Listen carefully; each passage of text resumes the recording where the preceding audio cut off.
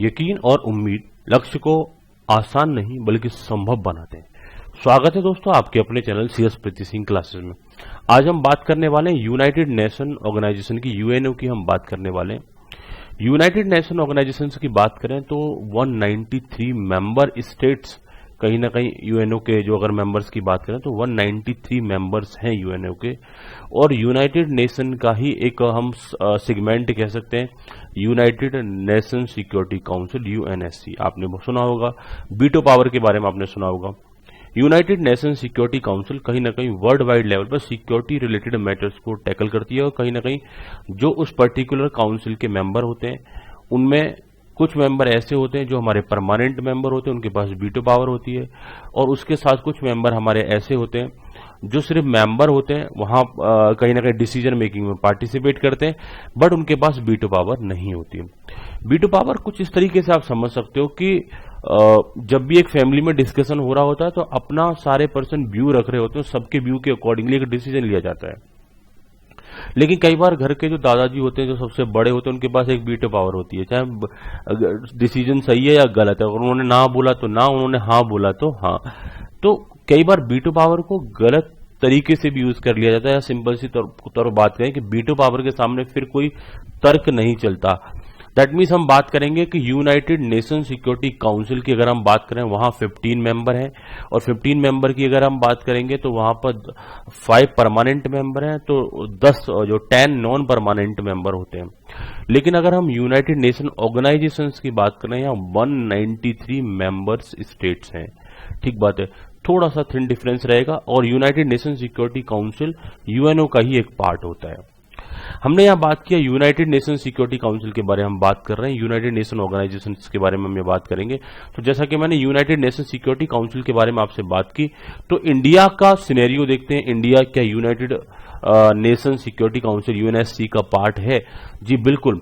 India continuous पहले 7 बार कह सकते हैं, मतलब 2 साल के लिए नॉन परमानेंट मेंबर इलेक्ट किया जाता है। इंडिया परमानेंट मेंबर नहीं है, इंडिया के पास वीटो पावर नहीं है, बट इंडिया पिछले 7 बार से लगातार वोटिंग के बेसिस पर नॉन परमानेंट मेंबर बनता चला आ रहा है। एक बार इलेक्ट होने के बाद 2 साल तक मेंबर बने रहते हैं, दैट मीन्स 14 ईयर्स से तो पहले से था इंडिया। अब लास्ट टाइम पर फिर इलेक्ट हो गया, that means total 8 times continuously 8 times India non permanent member बना। तो 16 ईयर्स की अगर हम बात करें, 16 ईयर्स से इंडिया क्या है, नॉन परमानेंट मेंबर, यूएनएससी का मेंबर है। लेकिन अब बात करते हैं United Nation organization 193 members state है। ठीक है, इससे कनेक्टेड कुछ मुद्दों के बारे में जानकारी अचीव कर लेते हैं।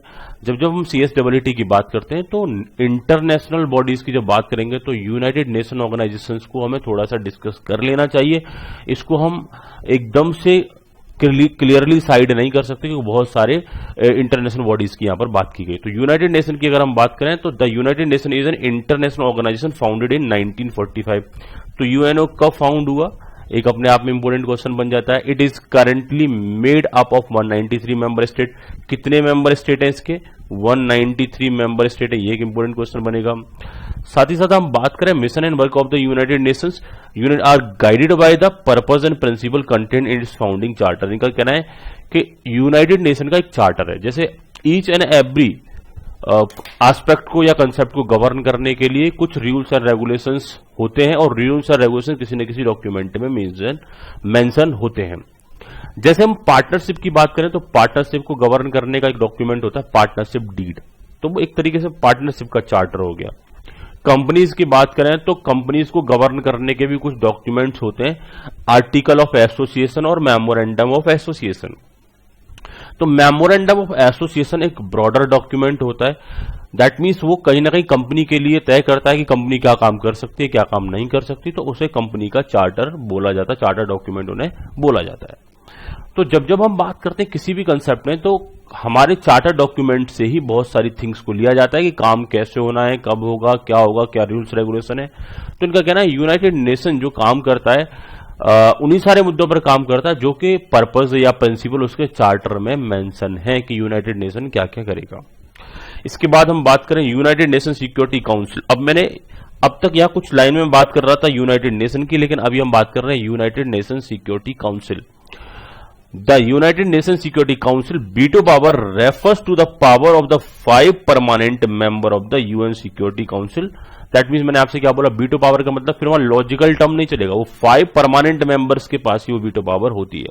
और 5 परमानेंट मेंबर कौन कौन से? China, France, Russia, United Kingdom and United State. That means UK, US, China, Russia और साथ ही साथ में फ्रांस, इनके पास क्या है? वीटो पावर है। ये सारे के सारे स्टेट कहीं ना कहीं वीटो पावर इनके पास अवेलेबल है और ये अपने वीटो पावर को टाइमली कई बार यूज भी कर लेते हैं जब भी कोई रेजोल्यूशन पास हो रहा होता है। रेजोल्यूशन में बाकी सबकी सहमति है, लेकिन किसी ने अगर वीटो पावर लगा दिया उस रेजोल्यूशन के अगेंस्ट तो फिर वो रेजोल्यूशन पास नहीं हो सकता। और ये 5 कंट्रीज में से कोई भी कंट्री अपनी वीटो पावर को लगा सकता है।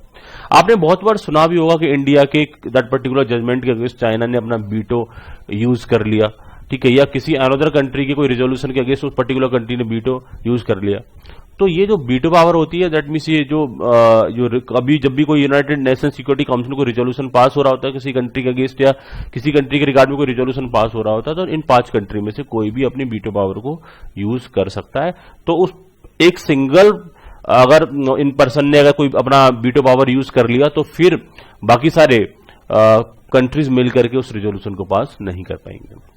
आगे हमने बात किया it is known since India is not a permanent member of UNSC, India permanent member नहीं है, it does not have a veto power, और इसके पास वीटो पावर भी नहीं क्योंकि यूएनएससी का परमानेंट मेंबर नहीं है, इसके पास वीटो पावर नहीं है।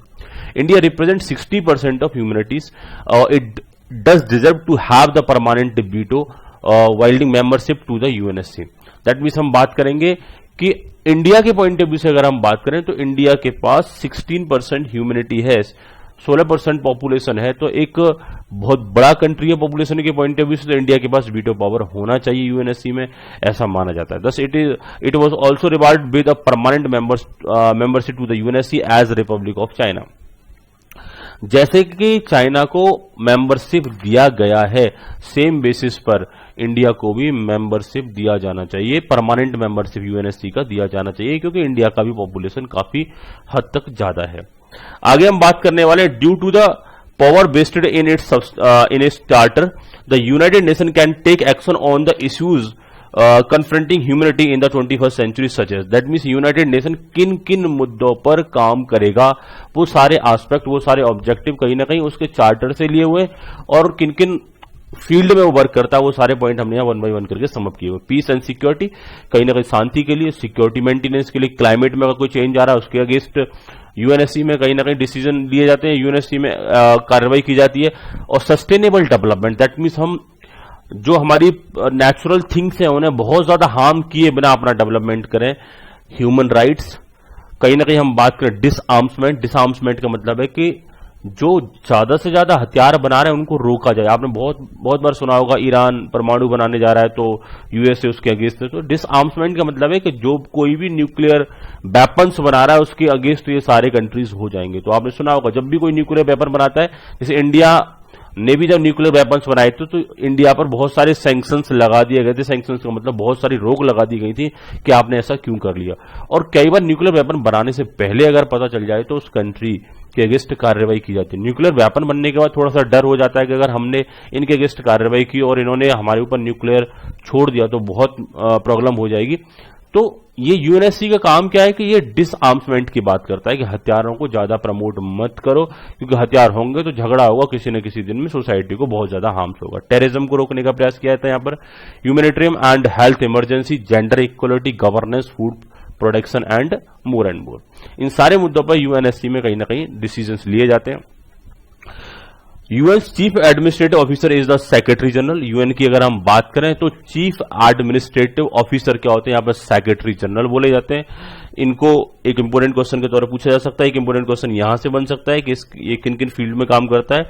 2020 marks the 75th anniversary of the United nation. 2020 में यूनाइटेड नेशन की 75वीं एनिवर्सरी थी। यूनाइटेड नेशन हेडक्वार्टर कहां पर, न्यूयॉर्क सिटी में है।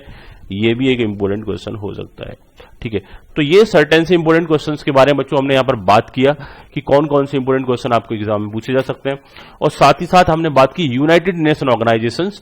United Nation organization international organizations, जो मेन इंटरनेशनल ऑर्गेनाइजेशंस है उनका पार्ट है, इसलिए हमने इसे क्लियरली अपनी कंटेंट का पार्ट बनाया और इसके बारे में थोड़ा सा लिटिल बिट डिस्कशन किया। इस टाइप के वीडियो पाने के लिए बच्चों चैनल को सब्सक्राइब करें।